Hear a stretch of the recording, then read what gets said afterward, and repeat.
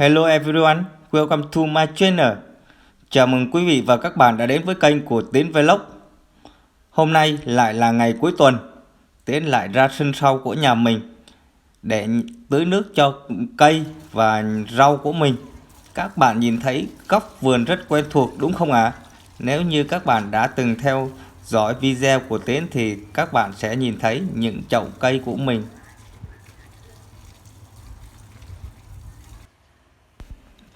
Hôm nay thì Tiến không đi chợ mọi người ạ, vì đồ ăn ở trong tủ lạnh còn rất là nhiều. Nhưng mà rau thì hết rồi. Mới chợt nhớ rằng ở phía sân sau của nhà mình có cây bìm bịp, hay còn gọi là cây xương khỉ đấy các bạn. Đấy, các bạn nhìn thấy cây bìm bịp của mình đây. Mình trồng từ cái thời mà năm 2018. Lúc đó mình xin của người ta về để mình trồng, với mục đích là dùng để trị bệnh ung thư đấy các bạn. Tại vì mình nghe nói là cây bìm bịp có tác dụng hỗ trợ và điều trị bệnh ung thư, cho nên là Tiến xin về trồng. Và gần đây thì Tiến có nghe nói rằng là cây bìm bịp dùng để nấu canh rất là ngon. Mà hôm nay thì nhà hết rau, cho nên mới chợt nảy sinh ra ý định là sẽ hái rau bìm bịp vào để nấu canh. Tiến trồng cũng đã lâu nhưng mà chưa nấu canh bao giờ mọi người ạ. Hồi trước thì Tiến thường chỉ sắc nước lên để Tiến uống thôi. Bây giờ thì Tiến sẽ cắt cái đọt non của nó và những cái phần lã non ở trên ngọn vào để Tiến chế biến ra cái món canh của mình, để xem là canh rau bìm bịp có ngon hay không. Bởi vì mình cũng chưa ăn bao giờ đấy các bạn. Nhưng mà mình thì uống nước rất là nhiều lần rồi, và cái vị của nó thì rất là dễ uống và nó rất là tốt cho sức khỏe. Mà theo như Tiến được biết á, thì hồi xưa á, ở cái thời kỳ còn chiến tranh á, thì cây bìm bịp là một loại rau rừng mà bộ đội của mình thường sử dụng để ăn nha các bạn. Và ngày nay á, thì người ta vẫn thường dùng rau bìm bịp, hay còn gọi là cây xương khỉ đấy, để ăn sống hoặc là nấu canh. Và ngoài ra thì cây bìm bịp nó còn là một vị thuốc để dùng chữa bệnh trong y học cổ truyền. Cây bìm bịp thì có rất là nhiều tên gọi khác nhau. Ở một số nơi thì gọi là cây xương khỉ, ở nơi khác thì lại gọi là cây mạnh cọng. Đấy, rất là nhiều tên, và Tiến biết được một số tên như vậy. Và cái cây bìm bịp này thì nó phân bố chủ yếu là ở khu vực châu Á là chính. Và những năm gần đây á, thì rộ lên cái thông tin là cây bìm bịp chữa được bệnh ung thư, thành ra là được rất nhiều người tìm kiếm và sử dụng. Tuy nhiên thì thực hư như thế nào thì theo như bản thân Tiến thì đó vẫn còn là một câu hỏi mà đến tận bây giờ Tiến vẫn chưa biết như thế nào. Thì Tiến đã tìm hiểu ở trên mạng rất là nhiều thông tin, và có một bài báo ở trên tạp chí y học cổ truyền có đăng tải về cái cây bìm bịp này, thì Tiến thấy thông tin khá là chính xác. Thì hôm nay Tiến sẽ chia sẻ lại một số thông tin về cây bìm bịp cho các bạn tham khảo nhé. Thứ nhất, đó là về thành phần hóa học. Thì các nghiên cứu khoa học đã chỉ ra rằng là trong cây bìm bịp có chứa rất nhiều khoáng chất, vitamin, các hoạt chất quý như là tannin, flavonoid, glycosid. Những thành phần này có tác dụng trị mụn rộp ở miệng khá hiệu quả. Ngoài ra, người ta cũng chỉ ra rằng loại thảo dược này chứa rất nhiều chất dinh dưỡng cần thiết cho cơ thể của chúng ta. Trong đó, hàm lượng đạm chiếm 3,2%, chất béo 1,1%, chất xơ 1,4%, canxi 147mg trên 100g. Thì đấy là một số thành phần hóa học có ở trong cây bìm bịp. Và theo như đông y á, thì cây bìm bịp có vị ngọt, tính bình, mùi thơm đặc trưng, dùng để thanh nhiệt, giải độc, làm mát gan, mát cơ thể, lợi tiểu. Ngoài ra, ở một số quốc gia khác, người ta còn dùng cây bìm bịp với nhiều công dụng rất là tuyệt vời. Ví dụ như ở Trung Quốc, người ta dùng loại cây này để điều trị tình trạng tụ máu, bầm tím, bong gân, thấp khớp, vàng da, thiếu máu và giúp xương nhanh lành. Ở Thái Lan thì cây bìm bịp người ta dùng để trị rắn cắn, bò cạp cắn hoặc điều trị bệnh lý về bệnh sốt. Ở Indonesia thì cây bìm bịp được đánh giá cao với tác dụng chữa bệnh lỵ, bệnh tiểu đường. Còn theo Tây y thì các công trình nghiên cứu khoa học hiện đại cho thấy các hoạt chất như là flavonoid, glycerol, cerebrosid, glycosid trong cây bìm bịp có khả năng làm chậm sự phát triển của tế bào ung thư, nên thường được dùng để điều trị các bệnh về ung thư. Tuy nhiên, cần phải nói thêm, các hoạt chất trong cây bìm bịp không có công dụng thần thánh là chữa khỏi bệnh ung thư như lời đồn. Bởi hiện tại chưa có một nghiên cứu khoa học nào tìm ra hoạt chất có khả năng tiêu diệt tận gốc tế bào ung thư. Vì vậy, người bệnh cần tỉnh táo trước những tin đồn thất thiệt, tránh tiền mất tật mang. Bên cạnh đó, với lượng vitamin, khoáng chất, chất béo, chất xơ dồi dào thì cây bìm bịp còn có rất nhiều công dụng tuyệt vời như sau. Ví dụ, cung cấp dưỡng chất cần thiết cho cơ thể, giúp tăng sức đề kháng, chống lại các tác nhân gây hại cho sức khỏe, hỗ trợ điều trị các bệnh viêm họng, viêm dạ dày, các bệnh ngoài da, ví dụ như là vàng da, hỗ trợ làm mát gan, lợi mật, điều trị viêm gan, cải thiện huyết áp, lưu thông máu tốt. Cây bìm bịp hỗ trợ điều trị đau nhức xương khớp, phong tê thấp, còi xương, gãy xương nhanh chóng, giúp men gan, phục hồi chức năng gan bị tổn thương do rượu bia nhiều. Đấy là một số công dụng của cây bìm bịp mà Tiến đã tìm hiểu lại và Tiến đã chia sẻ đến các bạn. Thì như các bạn cũng thấy trong bài báo nó cũng nói rõ ràng, các bạn đừng có nên công dụng hóa thần thánh của cây bìm bịp, đó là chữa khỏi bệnh ung thư như mọi người. Tại vì bản thân Tiến cũng đã từng sử dụng và cuối cùng Tiến vẫn phải đi điều trị bằng Tây y. Nếu như cây bìm bịp mà nó chữa khỏi được ung thư thì Tiến đã không phải vất vả suốt bao nhiêu năm trời để đi điều trị bằng Tây y nha mọi người. Sau đây Tiến sẽ gửi đến các bạn một số bài thuốc từ cây bìm bịp mà theo như Tiến được biết thì nó có hiệu quả. Còn riêng bài thuốc về hỗ trợ và điều trị bệnh ung thư thì Tiến không chia sẻ nha các bạn. Thì bài thuốc thứ nhất Tiến muốn gửi đến các bạn đó chính là bài thuốc chữa các bệnh về xương khớp. Thì cách dùng như sau. Thứ nhất là dùng bìm bịp khô. Thì các bạn lấy một nắm bìm bịp khô cho vào ấm pha với nước đun sôi, sau đó chắt nước dùng nhiều lần trong ngày để giảm đau nhức các khớp. Cách 2 là dùng dạng đắp.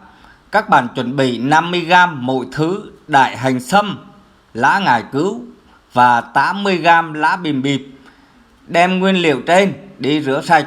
Sau khi ráo nước thì các bạn cho vào cối giã nát, trộn thêm một ít giấm cho đều, sau đó cho lên bếp rang nóng. Chờ cho hỗn hợp trên nguội thì dùng đắp vào chỗ đau, dùng gạc cố định lại. Người ta thường thực hiện trước khi đi ngủ để qua đêm chỗ băng bó để đạt hiệu quả tốt nhất. Thực hiện liên tục trong 10 ngày sẽ thấy triệu chứng đau nhức khớp giảm đáng kể. Cách thứ 3 là chữa đau xương khớp dai dẳng. Nếu bị đau xương khớp lâu năm, bạn có thể thử cách này. Dùng 20g gối hạt, tầm gửi dâu, cổ trầu và 30g bìm bịp rửa sạch cho vào nồi đun sôi với 1,5 lít nước. Đến khi còn 1/2 lượng nước thì tắt bếp, chia làm 3 lần, uống hết ở trong ngày.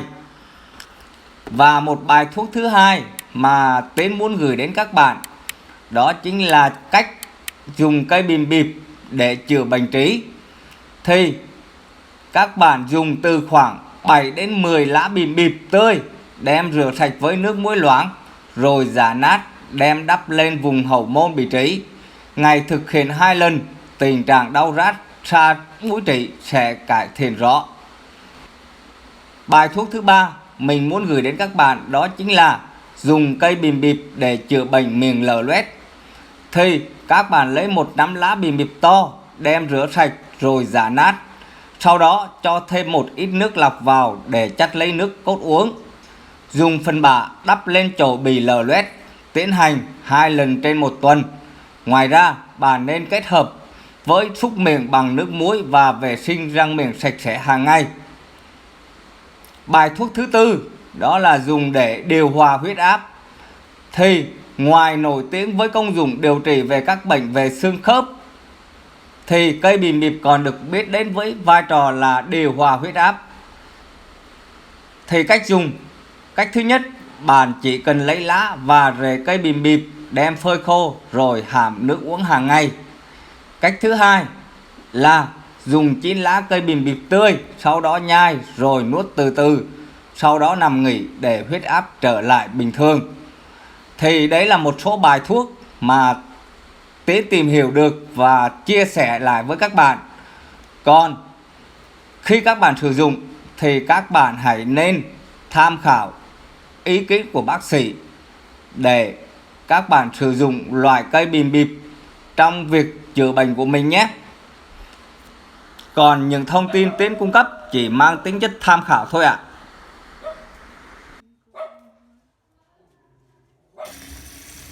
Bây giờ thì Tiến sẽ rửa rau và chuẩn bị bữa cơm trưa của mình. Hôm nay Tiến sẽ nấu món canh rau bìm bịp nấu với sò huyết nha mọi người. Đây là lần đầu tiên Tiến nấu món này đấy ạ. Bây giờ Tiến bắt đầu nấu món canh rau bìm bịp nấu với sò huyết nha mọi người. Đầu tiên mình sẽ cho một chút dầu vào. Chờ một chút cho dầu nó nóng lên nha mọi người. Tiếp theo mình sẽ cho một chút hành để mình phi lên cho nó thơm nha các bạn. Sau khi mà hành thơm thì Tiến sẽ cho sò huyết vào để nấu sò huyết trước.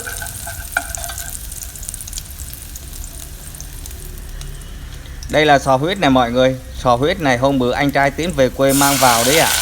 Và hôm nay Tiến thử nấu món canh rau bìm bịp với sò huyết xem như thế nào.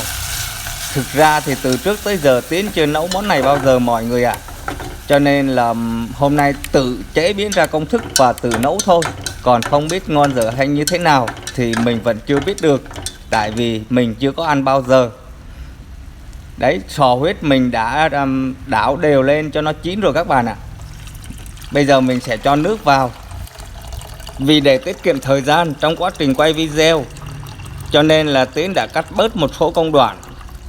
Nhưng mà khi mà đảo sò chín rồi thì mình bắt đầu cho một chút gia vị vào. Ví dụ như là nước mắm, bột nêm và muối để cho món canh nó vừa miệng nha các bạn. Bây giờ Tiến sẽ đậy nắp lại và chờ nước sôi ạ.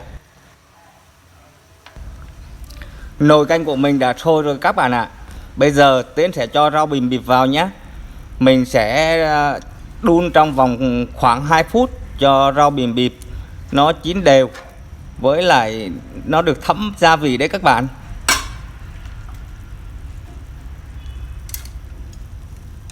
Đấy, nồi canh đang sôi sùng sục nhé các bạn. Và như vậy là cái món canh rau bìm bịp của Tiến đã hoàn thành rồi nha mọi người. Và không biết là ăn có ngon hay không đây.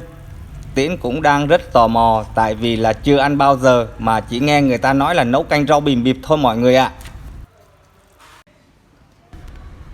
Và đây là bữa cơm trưa của Tiến đã hoàn thành rồi nha mọi người. Vì Tiến sống có một mình, thành ra bữa cơm trưa của Tiến cũng vô cùng đạm bạc luôn mọi người ạ. Chỉ có cơm, món canh rau bìm bịp mà Tiến vừa giới thiệu đến các bạn đấy. Đấy, các bạn nhìn thấy tô canh rau bìm bịp ngon không ạ? Tiến nhìn thấy rất là bắt mắt, mà không biết thì ăn như thế nào. Và có thêm 2 lát cá kho nữa nha các bạn. Cá kho cũng là cá mà mẹ mình gửi từ quê vào nha các bạn. Bây giờ Tiến sẽ múc một chén canh nhỏ để ăn xem coi thử là canh như thế nào nha các bạn, có ngon hay không ạ. Đây là bát canh rau bìm bịp Tiến vừa múc xong. Bây giờ mình sẽ ăn thử xem thế nào.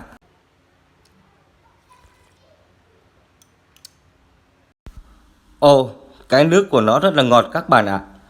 Có vị ngọt của con sò huyết và vị ngọt của rau bìm bịp đấy các bạn. Bởi vì bình thường Tiến uống nước bìm bịp rất là nhiều lần rồi. Tiến biết rau bìm bịp có vị ngọt, nhưng mà Tiến chưa nấu canh bao giờ. Đây là lần đầu tiên mà Tiến nấu canh rau bìm bịp đấy các bạn.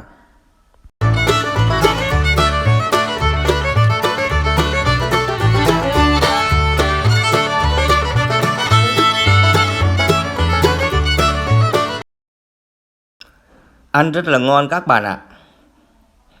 Mình không nghĩ rằng rau bìm bịp nấu với sò huyết lại ăn ngon như vậy luôn. Bây giờ Tiến mời cả nhà dùng bữa cơm đạm bạc cùng với Tiến ạ.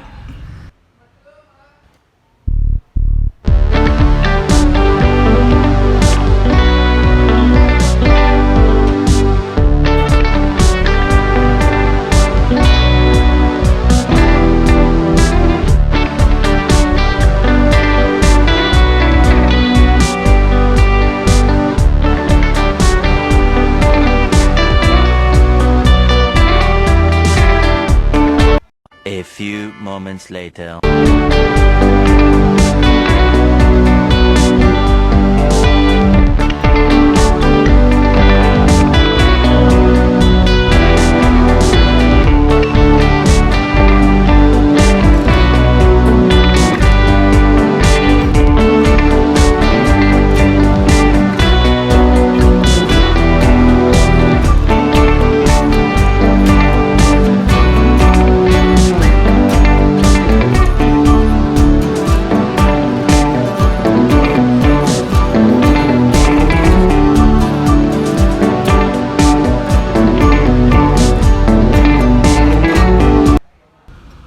Tiến đã ăn hết tô canh rồi các bạn ạ. Và bữa cơm trưa của Tiến cũng xin phép được kết thúc tại đây. Nếu mọi người xem video này thấy video hay, thú vị và hữu ích thì các bạn đừng quên cho Tiến một like, một bình luận, một chia sẻ và một đăng ký kênh của Tiến Vlog để ủng hộ giúp mình nhé. Cảm ơn mọi người rất là nhiều. Hẹn gặp lại mọi người ở video tiếp theo.